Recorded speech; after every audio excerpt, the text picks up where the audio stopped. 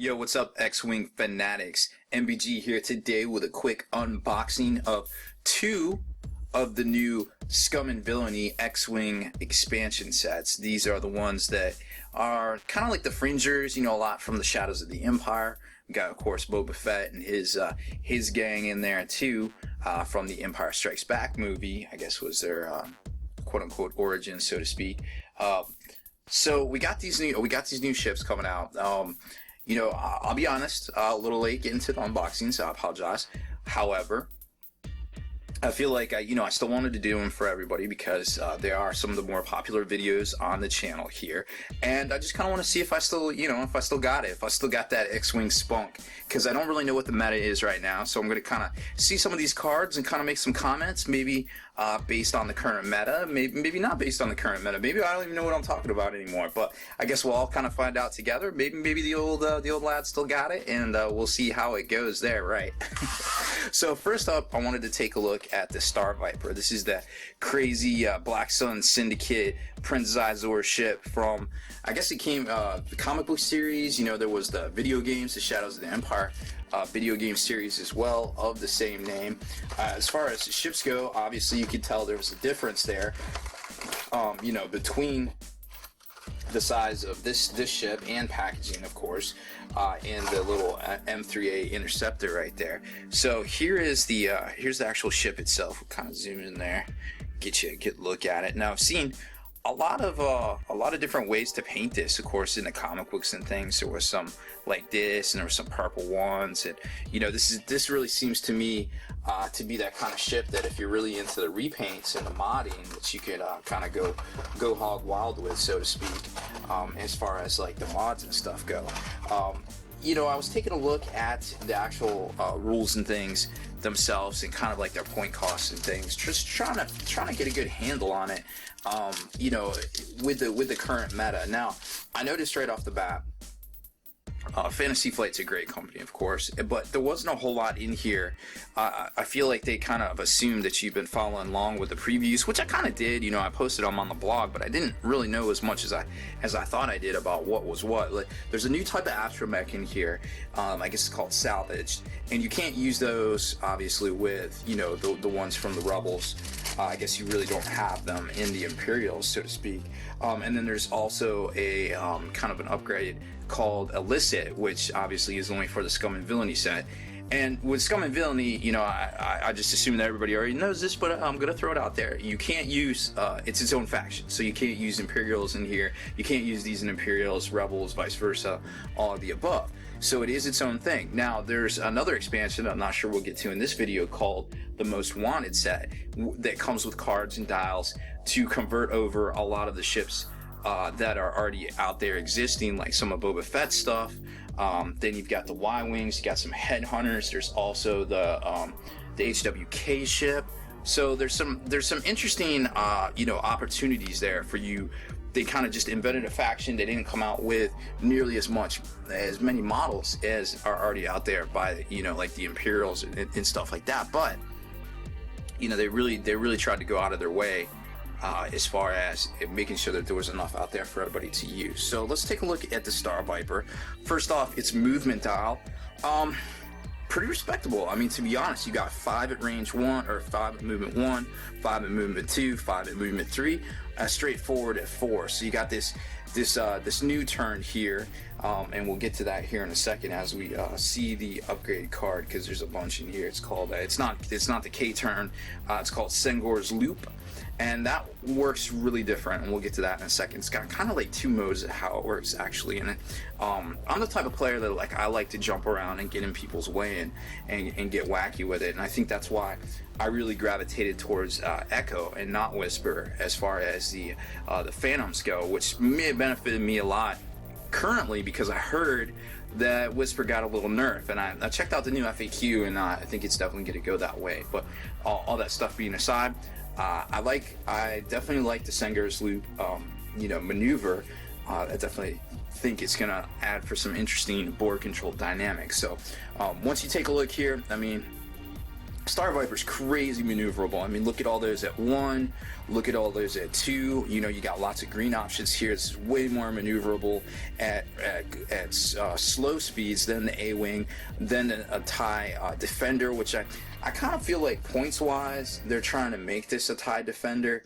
I'm not exactly sure if that's the intent, but we'll take a look here in a sec. So we've got new upgrade cards. We got Calculation, which I think we saw that one early on, and I think that's definitely going to be a lot of people's favorite there. Bodyguard, which is also rather interesting. Of course, it's unique. Accuracy Corrector. That one's really cool, and you know, I think there's a good combo with that as a free upgrade on the TIE Advance that we'll see with the Imperial Raider that's coming out. I mean, it's great. It's great to take. It's a great 3 you know, sensor card that, you know, basically gives you a quote-unquote guaranteed 2 hits. Now, of course, they're not guaranteed because they can still get canceled out, but that being said, then we got inertial dampeners, auto thrusters. Man, I saw this card, hull upgrade, and Virago, I think it's how you say it. That was the prototype card.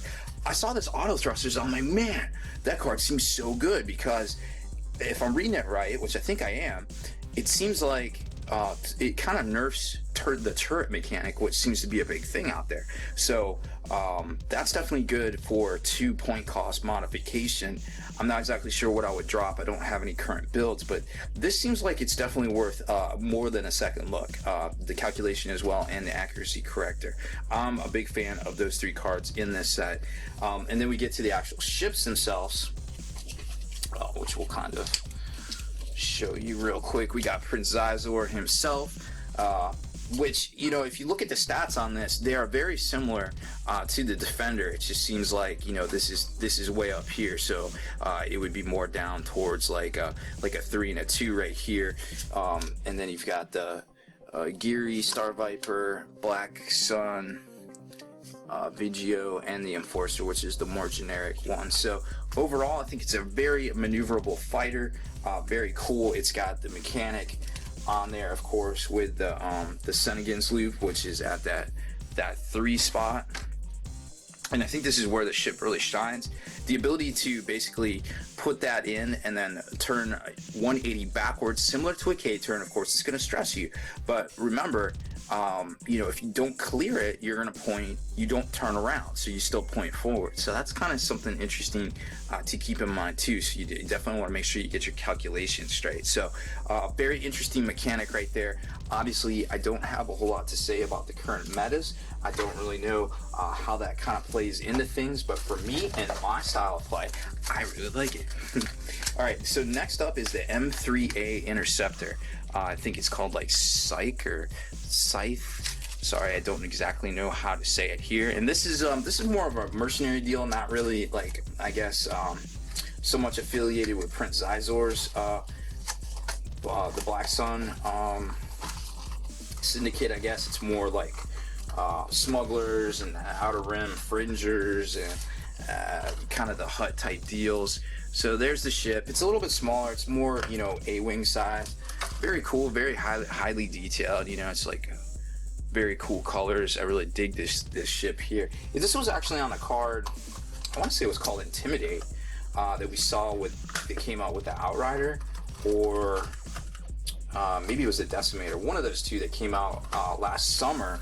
And I was like, man, what is that ship? And I was like, I knew it from somewhere. And it's interesting to see that, you know, they kind of sneak things in there like that. Like, I think the TIE Defender had an actual upgrade card, maybe it was Outmaneuver, that had Dash Rendar ship on it, but by that point we already knew Dash Rendar was coming out. So here's the movement dial. Again, you got some really interesting things to kind of take a look here. Not as quite as maneuverable as the the Star Viper, but still pretty respectable. It seems to be a little bit more maneuverable. It doesn't have a straight one.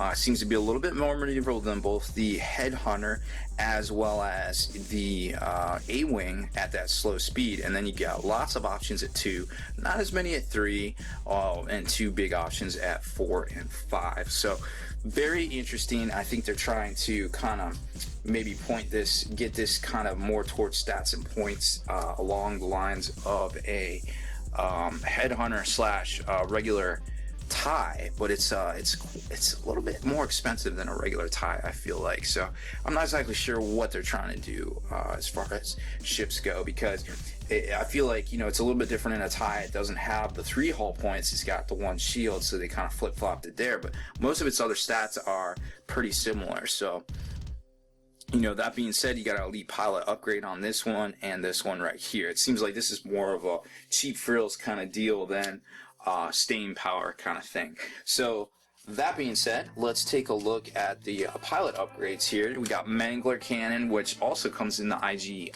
2000 kit as well. Flechette Cannon, which is a very interesting one. It definitely bears a second look as well. It kind of works along the lines of the ion cannon mechanic. You know, it basically gives you a 1 damage. I'm not exactly sure what the combo potential is there, but it's interesting nonetheless. A range 1 to 3 firepower. And then you've got the upgrade card here to try to make the cheaper versions a little bit better for 2 points there, which I think is totally fair. I mean, being able to take a blaster cannon, a proton torpedo, or assault missiles, and of course a stealth device, you know, hey, it probably isn't bad to have an extra agility, bumping you up to 4. Really impressed by this Mangler Cannon.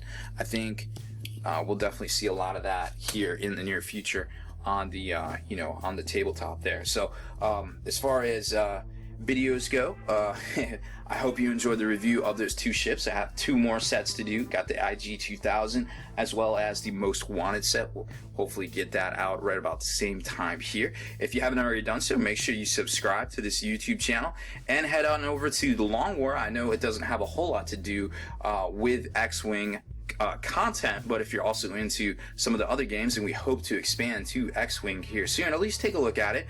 There's an interesting giveaway going on right now, and we hope to have more of those going on at any given time. So hop on over to thelongwar.net for exclusive content and more. Become a veteran of the Long War today for free.